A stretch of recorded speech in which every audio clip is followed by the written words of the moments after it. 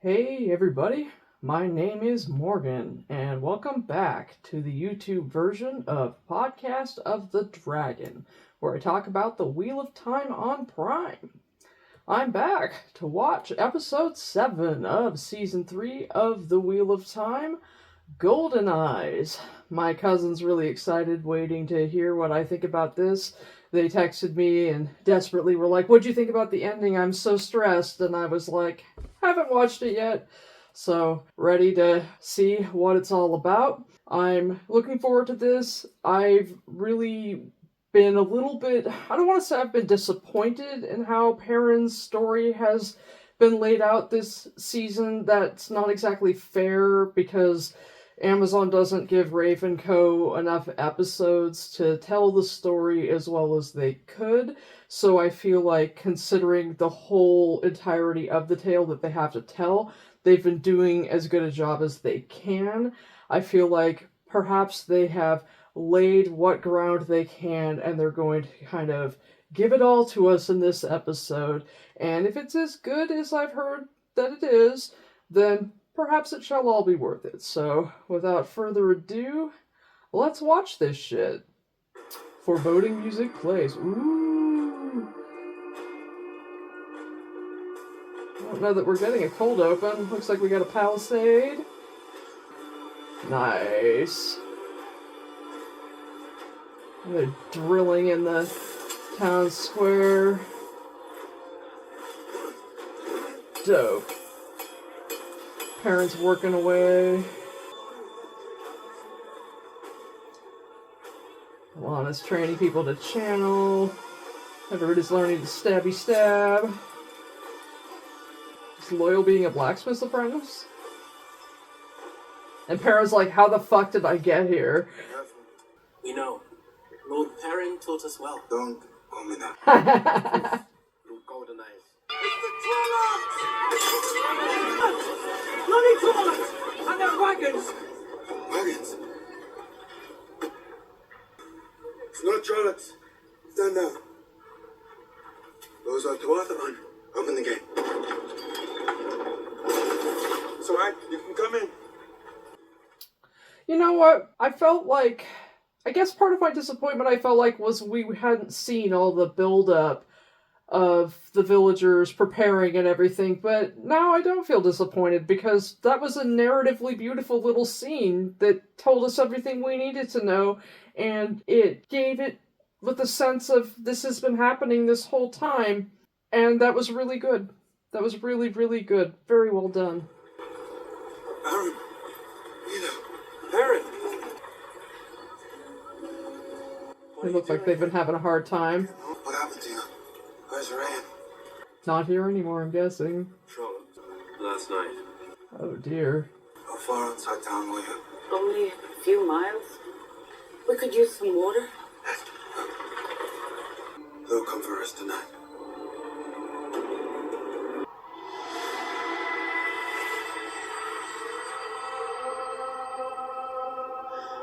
Perrin told me you don't eat meat, so don't worry, I picked out all the bits. Thank you. He's like, "I'm gonna eat the meat, leave me alone." The way of the leaf has never been easy, but the Tuatha have always walked it.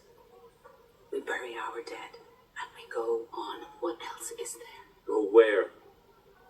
Look, it may be the season of falling leaves, but when people see how bad the trees are, they will long for spring.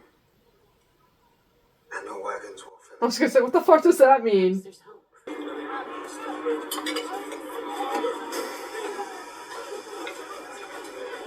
Oh hell yeah, they're making Molotovs. Dope.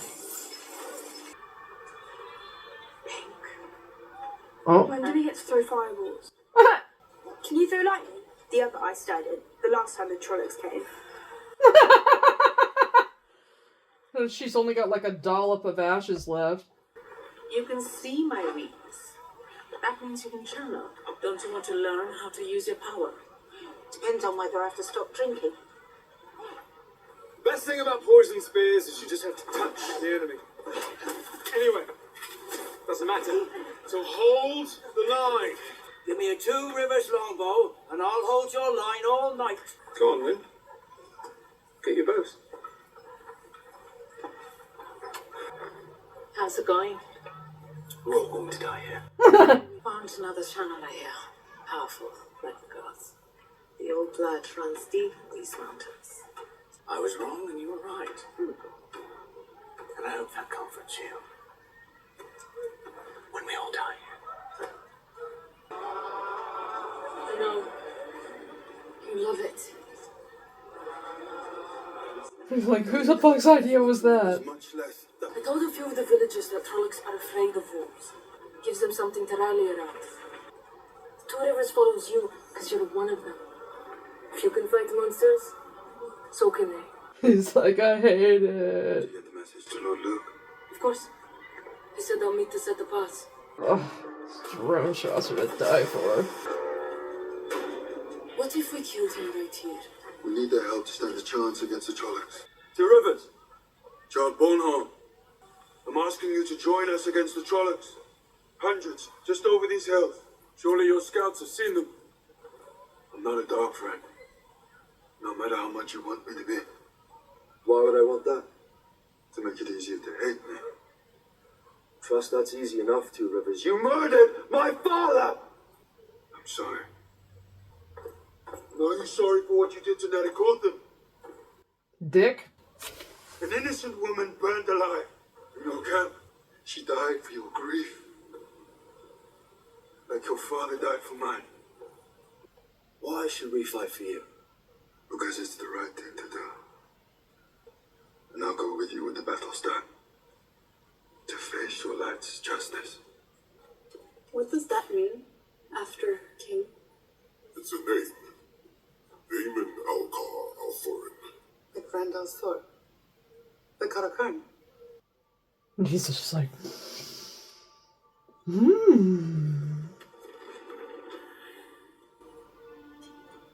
If this could be our last night together, I think I'll finally relent and play Maiden's Kiss. We knew you'd come around. Boiled turnips. Or figs. Thanks. Thank the light. at least he's getting his sense of humor back. Tonight's going to be our last night together. I don't want to miss any bit of you. And I wasn't lying about the figs. Look at what my students gave me. You bitch!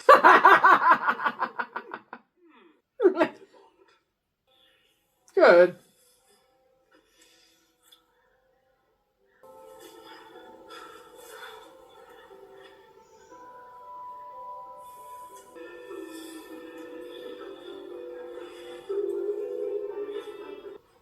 If you want to sneak up on someone, take those knives out of your sleeve. You're no fun when you're waiting to die. It's alright to be afraid before a battle. My father always is. He's fought dozens of them. Are you afraid? Of course not. Not a big baby. I keep seeing their faces. Looking at me when they realize I led them to their death. So why are you fighting for it? Maybe it's because your friend blew the horn, stealing my shot at glory. Or maybe it's because I like lost causes. Not as longer than you. Serious? Look, if you care about me, then leave now. Save your guilt for the enemies that escaped. Ah.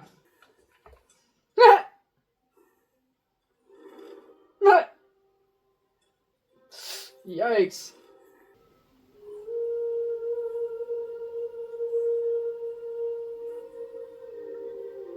I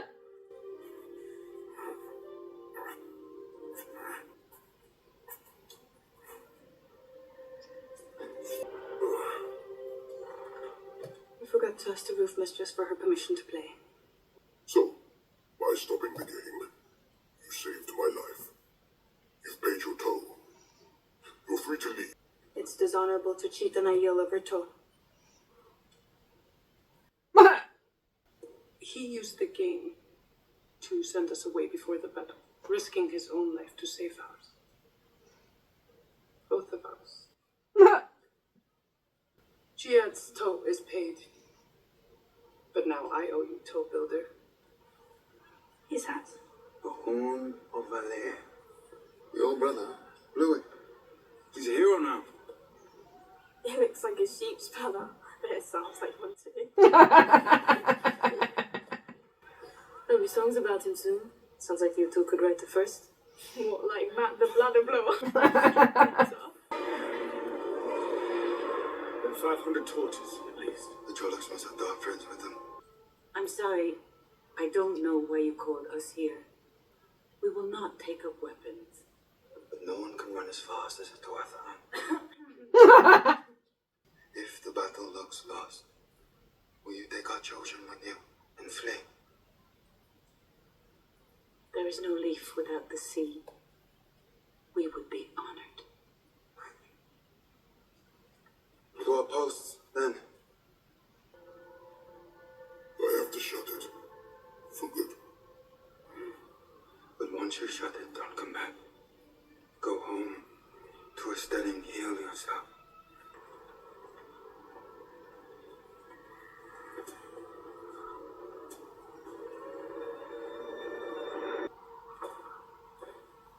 Close the gate.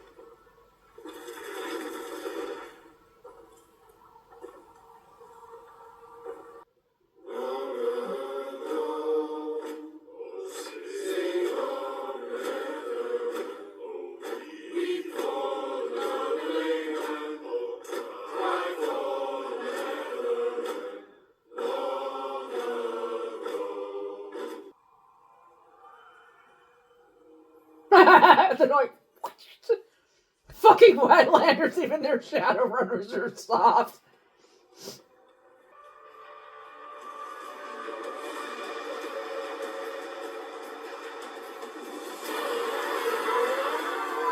Oh, Loyal's got a dope ass hammer.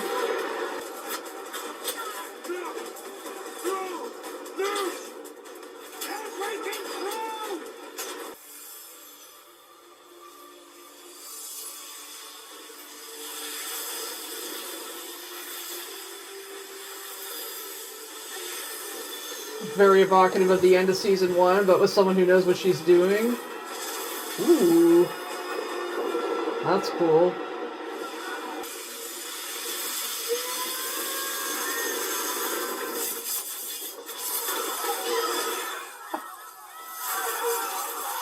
So.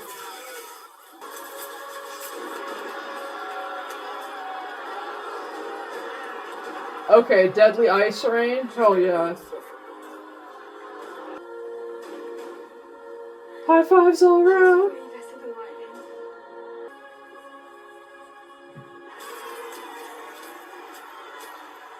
that it? Are they giving up? No. For luck. Lana, did you see where they went? They made a tactical retreat. Tactical retreat. With Trollocs. Something's off. The armor, the discipline, this isn't how Trollocs fight. It's like someone's controlling them. Lana, behind you!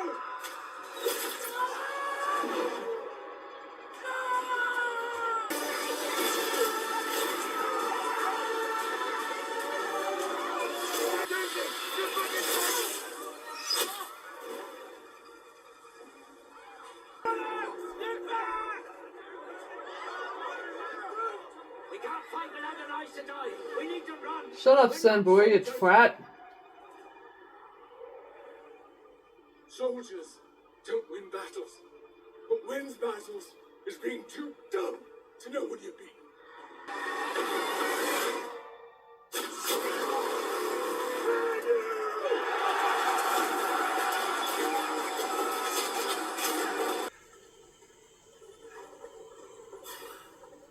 How do we close that thing? It's not even open.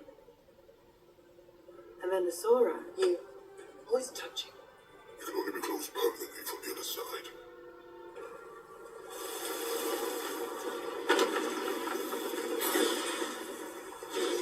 Will you defend my back, Bane and Shiad, maidens of the spear?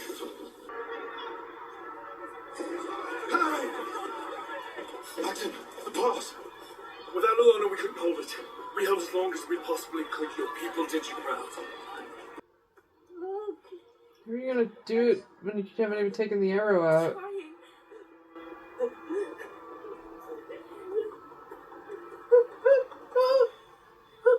I don't know what's happening. It's not working. It's okay. You've done so much today. What was that, Paul? Who's there? White Clubs! They're waving a flag of peace! Open the gate! You came. It was the right thing to do.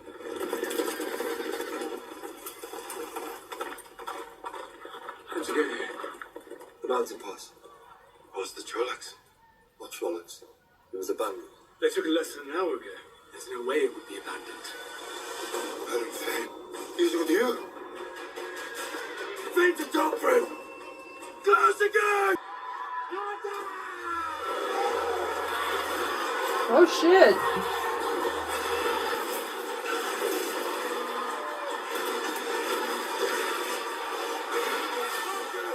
Bring them down! Bring them down!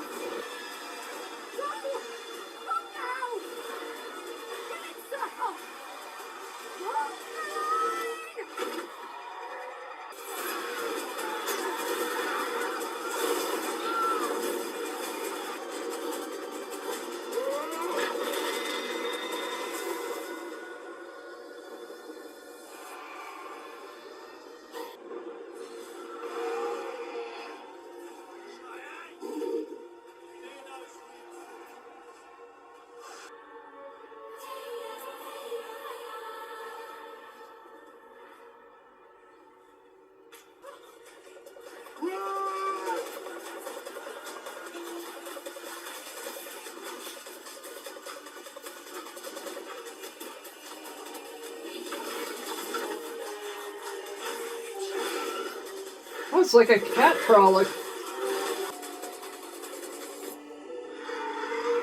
The darkness of the screen is so damn annoying. Of course, the baby's gonna dance.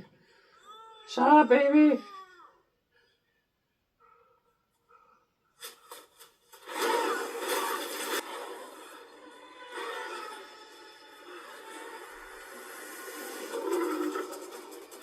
Grab it! It's the right thing to do!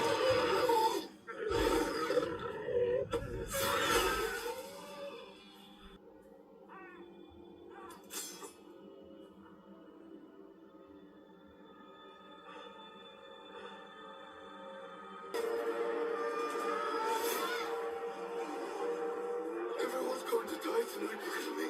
I failed them. They gave us freedom. It's not what is there to be afraid of.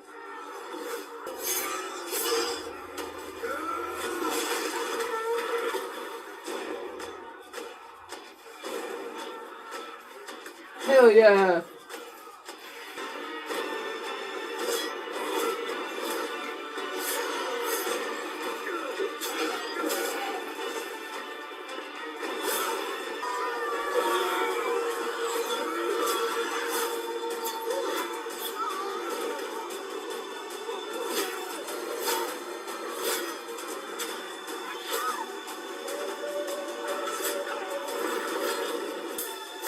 This is really well filmed. It's super chaotic, but sure entertainment. Now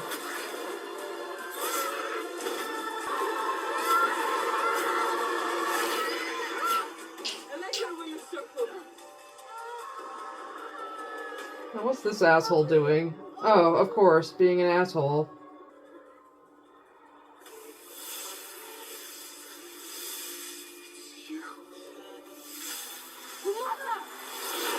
Yes! Yes! Thank you. Thank you.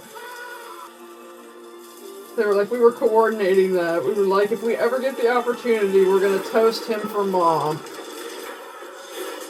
Yeah, I wanted bad things to happen to Eamon Valda. I hadn't really thought out exactly what kind of bad things I wanted to happen to him. Thought about, like, wolves chewing on him, but he'd already had that happen. So yeah, I hadn't thought about being turned into a Human Torch by a couple of badass young girls, and that's pretty good. They looked like they were pretty fucking fed up, and they immediately just looked at him like, oh no, you're gonna die today for Mom.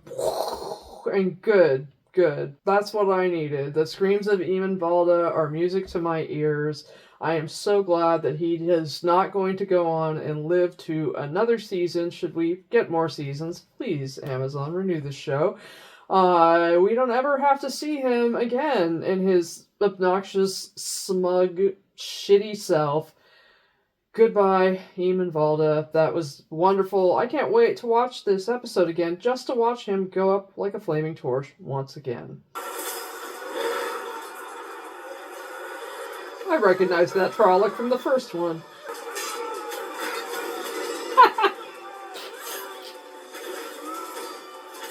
So I'd also like bad things to happen to Paddon Fane, especially because he's someone whose character arc never got wrapped up satisfactorily.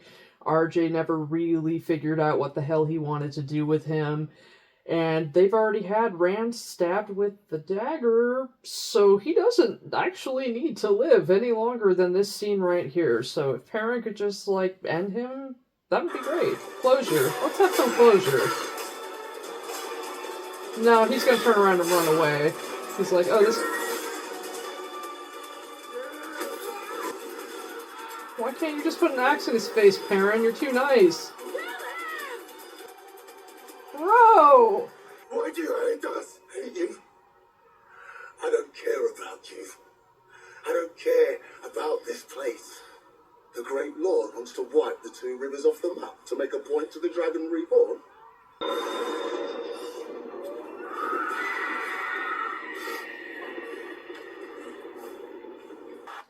See, damn it, Perrin, now you wasted time asking a stupid question that you were never going to get a satisfactory answer for, even if he gave you, like, 10 minutes of pontification about all of his philosophical reasons for why. Even if he had an actual reason for hating you, and he ticked off from point A to point Z of every reason that you and your two rivers suck, Perrin, you wouldn't have been satisfied, so you might as well have just buried your axe in his face. Now he's probably going to get away and come back to be evil another day, and that's disappointing.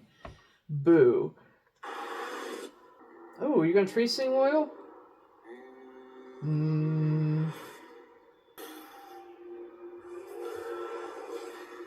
Grow a tree in this place? Oh, that works. Back up a little bit, bud. Step back.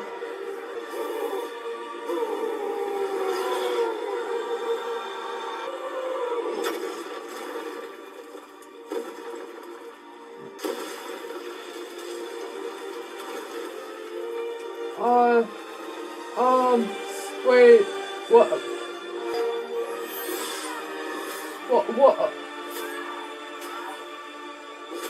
What?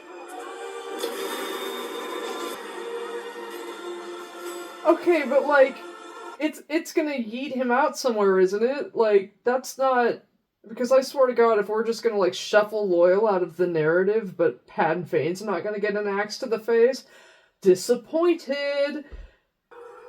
Sounds like your reinforcements aren't coming. I still have more than enough here. Why do you smell so afraid? I'll make you a deal. No. I'll make you one. Call off your army. I know you control them. You have been the whole time.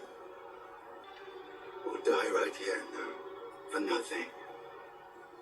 And no one. You trust me to keep that promise? No! Trust. I'll keep my end today. If you don't. I shall here!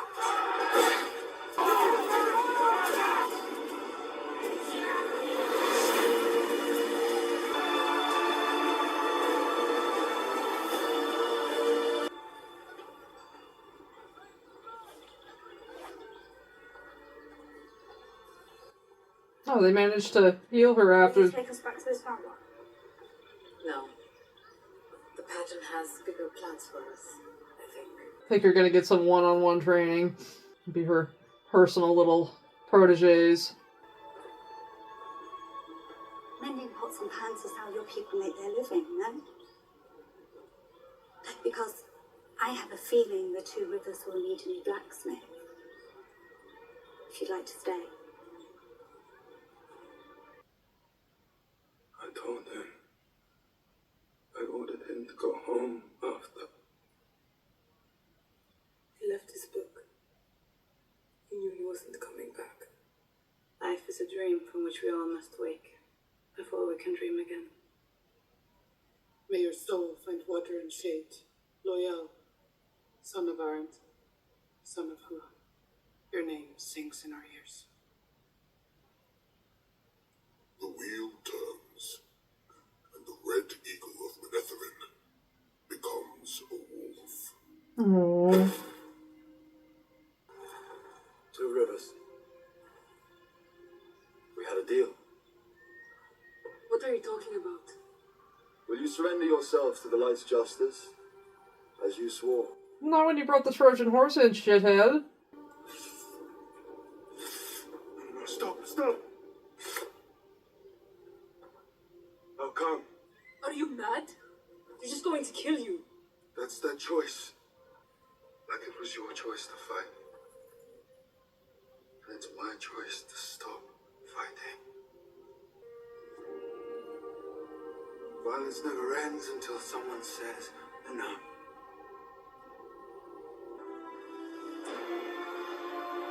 Hail Baron Goldeneyes, Lord of the Two Rivers!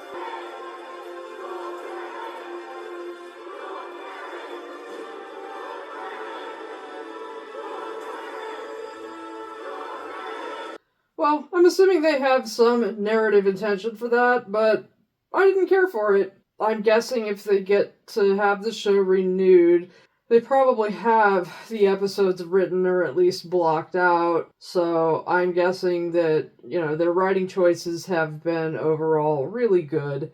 And so presumably what they plan to do story-wise with Perrin, especially considering... But I feel like RJ puts him in a lot of places where he could have a more interesting narrative. It's just that he's a simple character, so giving him as much page time as the other main characters, there's just not as much for him to do. They can have him, agonize over the same thing, so RJ has him agonize a lot, or he can, rescue Fail. He can moan about the fact that he doesn't want to be a leader. He can go out and liaise and gather in people, but he just doesn't do a ton, which, is a shame because he is a great character in many ways. So, ideally they have some narrative that's an actual interesting path that they're planning here.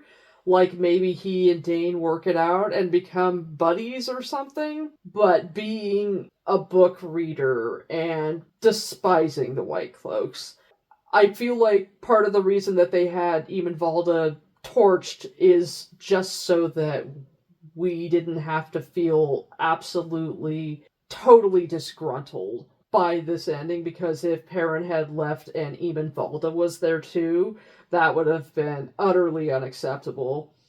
So, overall, this was a very enjoyable episode. It was very action-packed. I really appreciated the place that Alana and Maxim came to in their relationship. I appreciated the character moments with the Maidens and Loyal. Interesting what they did with Loyal, too. I hate that less than I hate what they did with Perrin at the end. I think partly because Loyal spends so long just gone from view, because Rand sends him off just as he sends Perrin off, but in Loyal's case, because he's almost never a POV, we just don't touch base with him. Rand sends him off on a mission, and then he's just gone, and he's gone for a long time. And so, this, if it's just like, bye-bye Loyal, and he's gone... I don't hate that as much as I hate Perrin going off with the White Cloaks. I guess the bright side is that opens up narrative explorations of nonviolence and the choices that people make that way, which is nice that they brought the Tinkers in. I like that they had Aaron picking up the sword be kind of incidental and doing it in protecting a child, because it makes it less about him filling this hole in his soul with violence and more just in a moment he made a choice very much paralleling Lewin's journey, and the choice that he made was the right choice. He was protecting himself, he was protecting a baby, and then he has to live with the consequences of that because of the insufferable intractability of the Tuatha and their beliefs. I really appreciate the Cawthon girls, and I hope we get more of them. I hope we get renewed, and I hope that they come back, because they have a lot of potential as being really fun characters. This episode had a lot of hype. I think maybe I didn't like it as much as other episodes, partly just because I'm not as into battle-heavy, action-heavy episodes. I want the political intrigue, I want the character work, swords and battling and blood and, all of the warrior aspects, all of that. It's fun and everything, but especially when we have such a finite amount of the show, I just am sort of like, okay, yeah, that's great, but really I would like to be moving further with plot lines, further with character development. So I would have to say that this was probably my least favorite episode of the season. And I think that it's probably partly feels like a letdown, because I think that episode 6 was the best episode of the entire show. That I feel like, hands down, it's my favorite episode of the entire show. So that, I feel like, has also, I came in on that high of just loving episode 6, finding it the highlight of the season and the highlight of the series. And then this just didn't quite give me what I needed, and didn't end on the note that I wanted. I think that when I watch it again, I will appreciate it more. I think that when I go back and edit, I'm going to notice that I had a lot of high points, because there was a lot about it that I did really enjoy. I think that I might not have been any more satisfied if we just left them happily ever after in the Two Rivers either, because that's not a particularly satisfying character moment. That's just, here, we're wrapping it up, yay, they're happy, Lord of the Two Rivers. Here at least Perrin's going off on some type of journey. So I suppose there's something to be said for that. I really do hope that the show gets renewed, because now I want to know what they're going to do with him. I suppose that's a good point to be made, is that I actually really want to know what's going to happen with Perrin. Had they ended it the way it ends in the book, I already, A, know, and B, it's such a clean wrap-up that I'm not particularly interested in where Perrin goes from there. So, there's that. Okay, so next week I know that the episode is called He Who Comes with the Dawn, so presumably a very Aiel-heavy episode. I got told that it wasn't as high a note as this one, but since I didn't find this episode a high note, I'm going to assume that next week's episode will be an uptick for me. I don't want to make it sound like... I feel like I made it sound like I didn't enjoy this episode, and I know that that is not the case. That is not the case. It just definitely was not my favorite, and I think that that's just a lot to do with the fact that I don't think that Perrin's storyline got the attention that it should have gotten. It didn't get the time to breathe that it needed. Maybe this would have been a little bit more satisfying if they had had a few more episodes where they could have laid the foundation a bit more, given it some more time. I still don't know that I would have been happy with the ending, but who knows?